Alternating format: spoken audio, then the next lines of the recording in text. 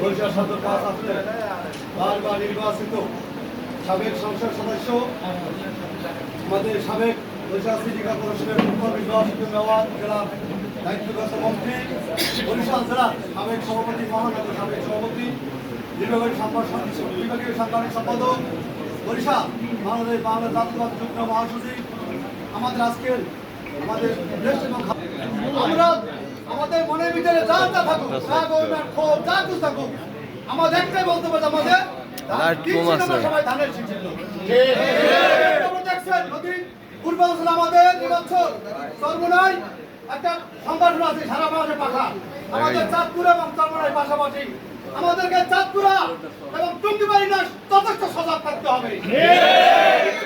বিভিন্নভাবে মানুষকে বাড়ি বাড়ির মহিলাকে বুঝায় পাঙ্খায় ভোট দিলি জান্নাতের ঠিকানা হয়ে যাবে এই সময় আমাদের সন্তান আমাদের অসিরাজকে আমি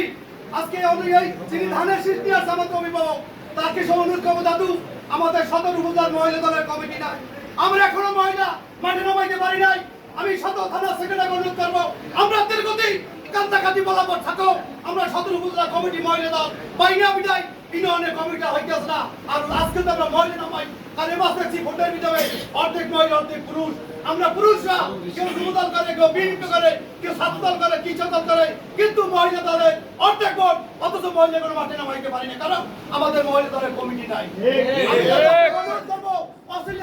আগামীকালকে ডাইকা আমাদের সদর থানার সভাপতি সেক্রেটারি 5 দিনের ভিতরে আপনাদের মহিলা আমাদের প্রক্রিয়া চলছে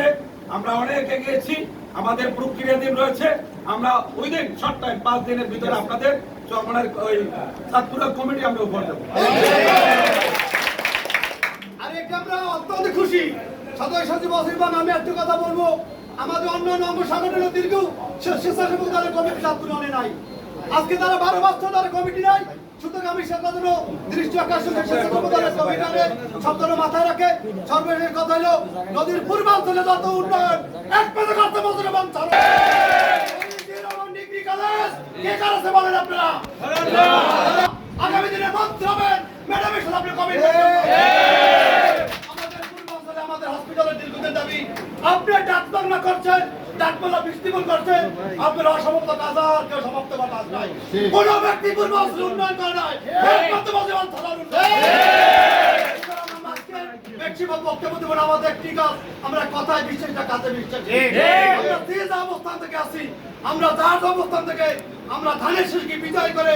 এখান থেকে মজদুর আনসারকে বিপুল করে বিজয় করে আমরা ঢাকায় ধরে পাঠাইতে পারি এই আশা ব্যক্ত রেখে সবাই সুসপ্ত আমরা খেয়েছে আজকে তারা আসছেন আজকে তো অনেকে আবেগটি কথা বলতে আসলে যাদের সময় সংক্ষিপ্ত আগে বলা হয়েছে দীর্ঘদিন অনেকে মামলা হামলা ঢাকায় মামলা বরিশালে মামলা এখানে অনেক মামলার আসামি আছে তারাও আছে আগামী দিনে আপনি আল্লাহ তাআলা আপনাকে আমাদের বিশ্বাস আপনি মন্ত্রী হবে মন্ত্রী হওয়ার পরে আমাদের যেই সব কর্মী নেতা কর্মীরা লাঞ্ছিত নির্যাতিত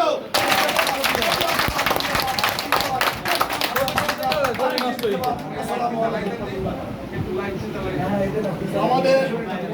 আজকের এই শুভেচ্ছা সবাই আমাদের সামনে গুরুত্বপূর্ণ বক্তব্য রাখবেন